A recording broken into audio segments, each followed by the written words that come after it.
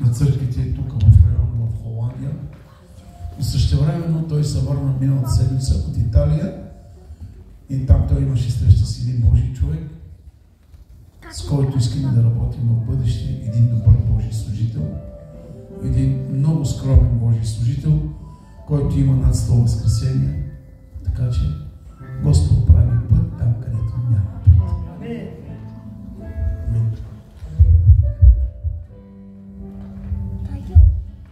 Благодаря ти, пасторе, Господа ти благослови.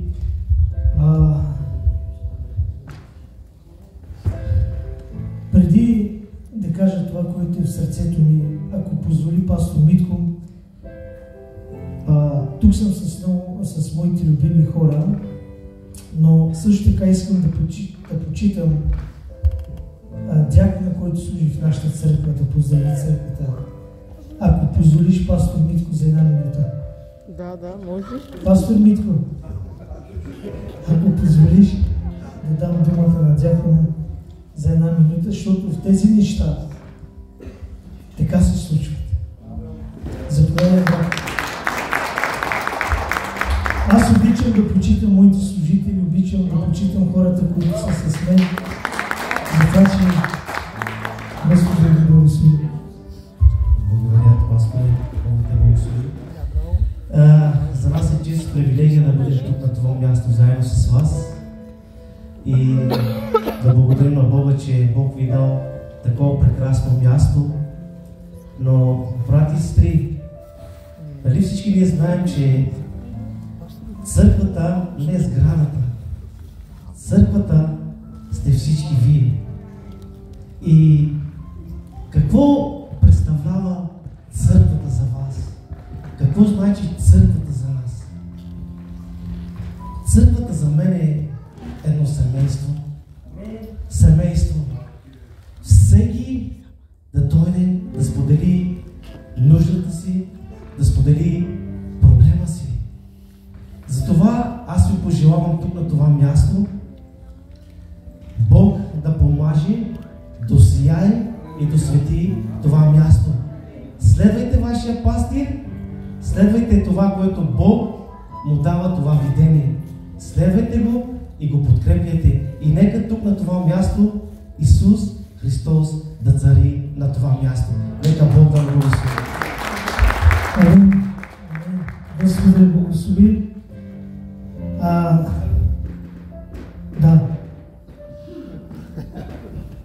Много се радвам да бъда на това място. Също така благодаря на вашия пастор, пастор Митко, пастор Салчо. Бог да ги благослови. Благодаря на хвалението. Уникални са. Ние сме тук да подкрепим това дело, което Бог прави в Роттердам. Ние не можем да помогнем с нищо. Ние не можем да променим народа, ние не можем да променим нито един човек.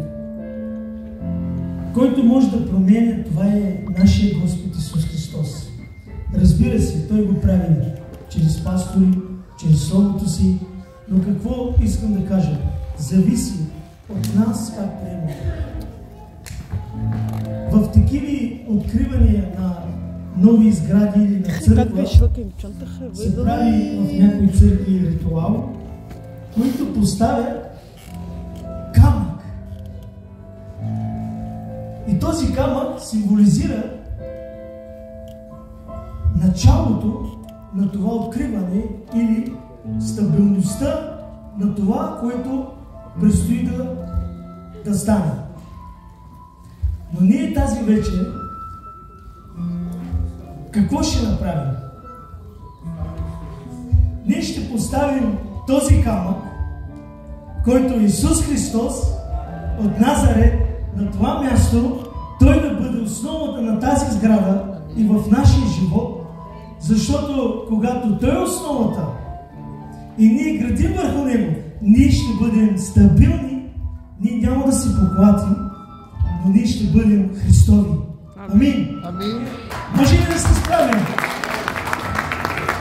Пастор Митко, искам да направим нещо, това, което докато пътувахме, видях го в духа си. както също така пастор Салчо и хвалението да дойде отпред. Айде, хвалението. Не се бойте, няма да се бием, ние сме тук, за да издигаме нашия Господ Исус Христос. Кое хвали, нали? Добре, нека да дигнем ръце, защото Словото казва, че когато Бог извика Авраам и му показва местото и казва: тук искам да ми съградиш олтар. Олтар, където да ми принесваш жертва на благодарност и на хваление. Днеска Бог те избра да служиш в Ротердам на това място и Бог иска да съгради олтара си на това място. Бог иска да съгради духът си на това място. И това място да бъде място на възстановяване. Затова ние с вяра нека да докоснем тази земя. В името на Исус. Докосни земята, където стъпваш. В името на Исус ние казваме това място да бъде място на изцеление. Това място да бъде място на възстановяване. Болни да дойдат и здрави да си ходят. Проклети да дойдат и благословени да се излезнат. Бедни да дойдат и богати да се излезнат. О, възстановяване на това място в името на Исус. Пробив на финанси. Слепи да дойдат и да проглеждат. Куци да дойдат и да проходят. В името на Исус Христос. Нека тази сграда да бъде лична тяхна сграда, Господи, и да се прославиш Ти на това място. Ние полагаме камъка, който отхвърлиха зидариите, зидарите да бъде ъгъла на всяка основа в тази сграда и Ти да живееш, Ти да обитаваш, Духът Ти да бъде в името на Исус. И нека всеки един, който ще стъпне на това място, да види пробив в живота си в името на Исус. Нека който стъпне на това място, да види чудесата Ти в името на Исус. Нека който ще дойде на това място, да види изцелението си, благословението си, съжалението си в мощното име и чудотворно име на Исус Христос. Алелуя! Отдайте слава на Господа!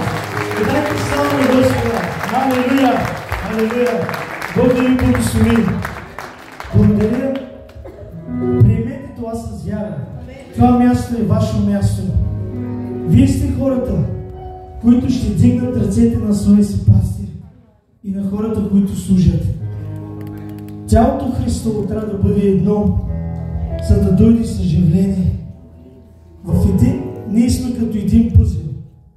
Липсва ли една част, той не може да бъде пълноценен, не може да бъде това, което трябва. Затова е много важно да почитате, да обичате и повече това, което дявол открадна от живота ви, никога повече да не краде. В името на Исус, но да върне всичко това в мощното име на Исус и Ротердам да бъде лицето на Исус